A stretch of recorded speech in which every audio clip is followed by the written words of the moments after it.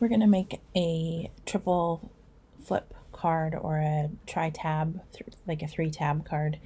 And the file takes a little bit different setting up, not like extremely different, but you just have to watch some of these lines over here to make sure you're cutting and scoring in the right area. So I'm going to just go over setting up this part of the card, and then we'll go ahead and do an assembly video. So I've already imported my design. I'm going to do this butterfly card. These ones over here are just pattern paper, so there's nothing we need to worry about over there. So I'm going to just focus on this section right here. And the first thing I'm going to do is ungroup it because all of these are stuck together. These, sorry, oven just warmed up. These are going to just be cut out of white cardstock.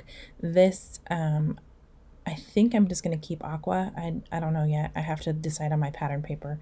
So this might change as far as like the color in the actual card, but I'm going to wait and see what I've got going on with cardstock first. Mostly what we're concerned about is the score lines in this one though. So the center one right here, I'm going to, I don't think I need to ungroup one more time. Let's see. Yep. Nope. The center one right here, that is definitely a score cut. Okay. And then this Z section right here, let's see if I can get it to, so you've got this, you can't select this Z because, or like this little jaggedy part right here, because this is actually a cut part and it's part of this rectangle. You'll notice that there's, when you're on this card here, you've got these 4 little dashed lines. Those are actually score cut lines, and they're, or score lines. They're right here, here, here, and here.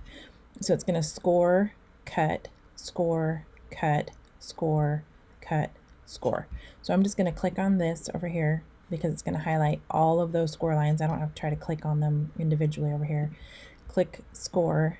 And now that I've got this card base set up, I'm going to highlight the whole thing and click attach so that those score lines stay where I want them to. Everything else is a cut. It's all going to cut out of, be a cut out on your paper. Okay, we're going to layer these 3 butterflies and put them on the back. These are pattern paper. This is a pattern paper. And this can either be a cardstock or a pattern paper depending on what you want to put right here. I'm going to do mine probably cardstock, and then a white cardstock on top just for that oomph of color. And I'm probably going to cut this out of white also. So while I'm here, I'm going to turn, actually I'll just go over to Color Sync and drag that card. Not sure why one, oh, there's a gray butterfly over here too. Okay, so I'm going to grab this card and pull it down to white, and that just turns it white, and I don't have to worry about trying to get into that group past the score lines and everything. Okay, so we are ready to go. I'm going to go ahead and make it, and then we will put it together in the next part of the video. All right, you should have all your pieces cut out. I'm going to actually use a rub-on for my sentiment on this one, and I've got all my pieces cut. This is an extra piece that I'm just going to use so that there's space for the rub-on that's a good color to show it, as well as like if I wanted to sign it or write a sentiment. Okay. I originally was going to cut my background out of white, and I feel like it was too bright and like contrasting for the cards or the pattern paper that I chose. But then I cut it again out of the crappy paper from Hobby Lobby, the cardstock there, and it tears up the edges really bad. So I lost part of a butterfly tail, and the squares weren't very crisp. So what I'm going to do is actually ink the edges of this white with some brown just to kind of distress it and tone it down a little bit, and then that'll blend it into my color scheme a little bit better. So I've got some Ranger Distress ink. It's called Gathered Twigs, and I'm just going to go ahead and kind of rub it around the edges of this white to tone it down just a little and distress it and kind of make it match my pattern papers. That way it's just not so glaring. I think I might add just a little touch to my butterfly too, at least the top layer. The bottom's not going to matter as much just because it's not going to be as visible as this top layer. And I totally switched up the colors of my butterfly too. I was originally thinking like blues and purples, but then when I found this pattern paper, I was like, well, this goes better. Okay, so might add some ink touches to everything else as we go. We'll just see how it goes. Okay, so let's start with the fold on this card. Okay, you should have a regular card size, and it should have the fold ready, like scored right down the center, like a regular card face, right? So when you fold that, it's going to look like just a regular card, okay? I'm trying to think which direction I want to hold it. And then you're going to open this flap part to your left, and it's just going to follow those score lines and bring that tab out. So then when you put it down on the table, you should have a square, okay? Mine's a little rough right there. So again, it's just a regular card closed like this, but then you're going to open it so that those tabs pop through to the right, okay? And they could be any of the shapes in those 3 tab cards. It could be circle or the ellipses or whatever, but in this case it's the square. Okay, so when you put it down on the table, it's a nice square, okay? And then you've got 2 types of pattern paper. The solid one is for the back, or this big square without any jaggedy edges cut out of it. So I'm going to go ahead and put that down.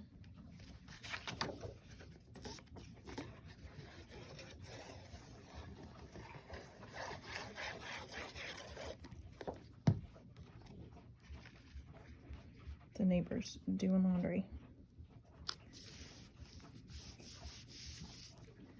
Okay, so that's your back pattern. Then you should have a second pattern that's cut with the jaggedy edges. Okay, so this first one is going to go up here on the front, and it's going to have a little bit of a border around all the edges, including around, well, let me rephrase that. In some of the files, I didn't make this large enough to give you a border on this square. Like one maybe I remember I did, because then I decided I liked it better that way. So you could have different versions, but this version, there's going to be a little bit of a border to show this brown cardstock through. Some versions, it's going to go right up to the edge of that square, and then it'll get covered in cardstock. So I'll show you that in a second. Either way, your pattern paper should be cut with these little tabs or jagged edges, whatever you want to call them. You're going to put that on the front piece so that it goes over to that score line. Okay, and then this piece is going to meet it. I could have cut it solid, I guess, and then scored it there too, but this just kind of saves you from having some kind of wonky fold on it if it creases wrong or something. Okay, so then these just meet up there in the center.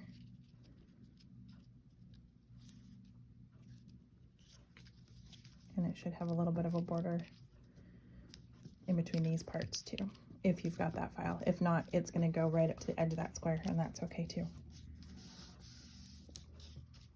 Okay, but either way, they should meet right here in the center. And then it's going to fold so that you're looking at this part, and then when you pull it back, I went crooked right there, it kind of overlaps, but when you pull it back, it looks like it's a solid sheet of pattern paper, like it was meant to be one style. And you can obviously fold it this way to send it. Maybe, well, we'll see. Yeah, you should be able to, because nothing's going to come. You can send it that way, and then they can open it this way, because this is going to be tucked in, and these are all going to be glued on there, so there shouldn't be anything that's hanging outside of the edges of that card. Okay, so let's do these parts. You should have 3 pieces of cardstock or pattern paper, depending on how you chose to cut it. And they are going to line up with the edges of each of those flaps, so they fill up that space. Okay, see how they go right to the edge. Basically, we're just recoloring this background piece with different cardstock.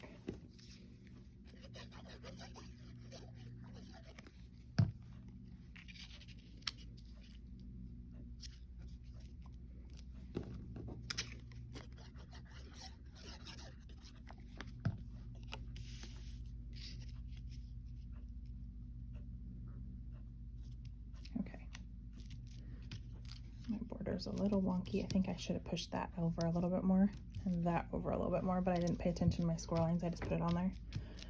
Okay, so then as you fold it, you've got those 3 tabs that are now in contrast with this background paper, okay? And then you should have your cutouts. You can put those in any order you want.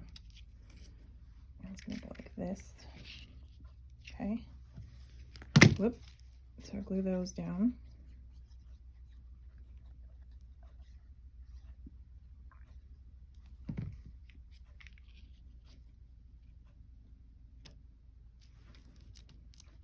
And you have the inserts of these butterflies left over, or in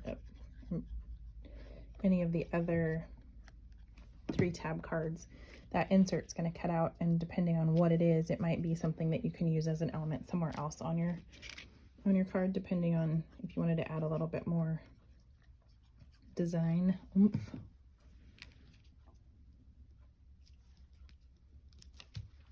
Okay, so now we are ready to glue this butterfly together.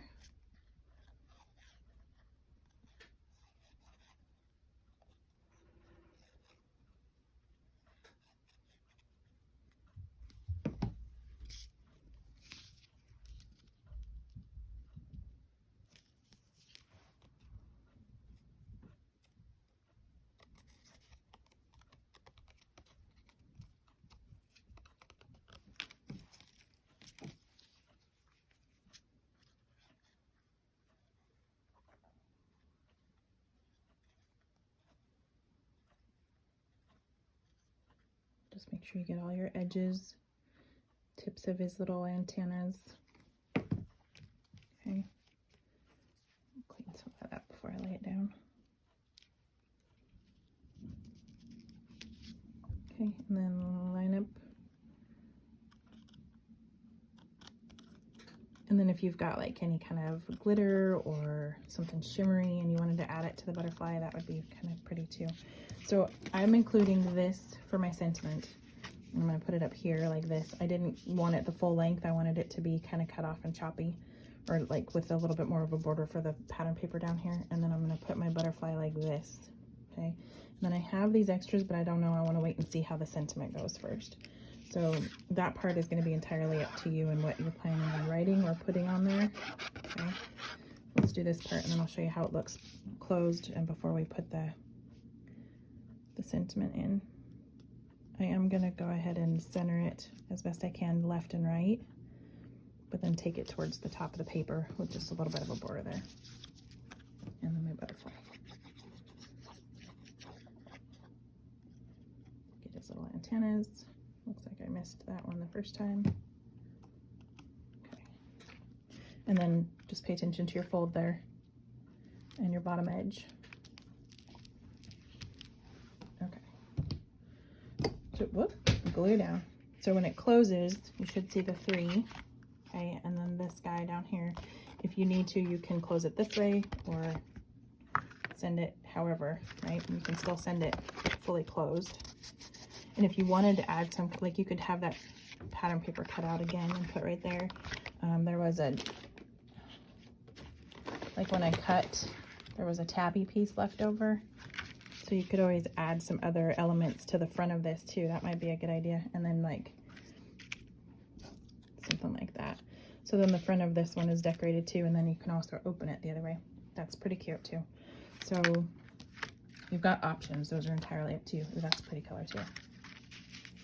Okay, so what you do for the rest of that decor, make it yours, okay? And then the rub-on sentiment is going to be, I just got these ones from scrapbook.com, and it's got like, hi friend, you're so awesome, sending thoughts and strength. And I kind of like that strength one, so I think that's the one I'm going to go with. Get that stick out there. So they come with a popsicle stick usually. If you've got a bone folder, you can use that too. And you can either cut these out or you can just, if you're super careful, you can pull this up, stick just the one down, and then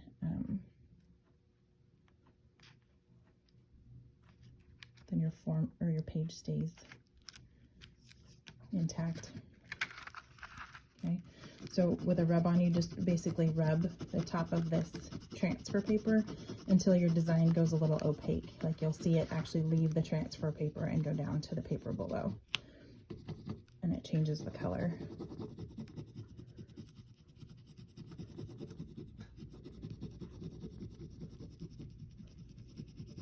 And again, these are called transfers or rub-ons. Okay, and then I'm just going to slowly lift, and if there's anything that I missed, like that heart, then I can see it. And then I can put this back on the paper and put it away. So there we have it. Okay, so if you have any other questions, let me know. Have fun decorating. This one's going to be really pretty. Butterflies are always fun. And check out the shop for other paper crafts and ideas. It's shop.lemonyfizz.com, and I'll see you in the next video. Thanks for watching. Okay, just a quick note, if you decide that you want to put something on this outside face before or when you're all finished, make sure you don't make it so large that you can't still fold this open, right? So it needs to fit inside that folding square section. Okay, yeah, I almost messed it up by gluing mine shut because I was going to add paper that was too thick back there.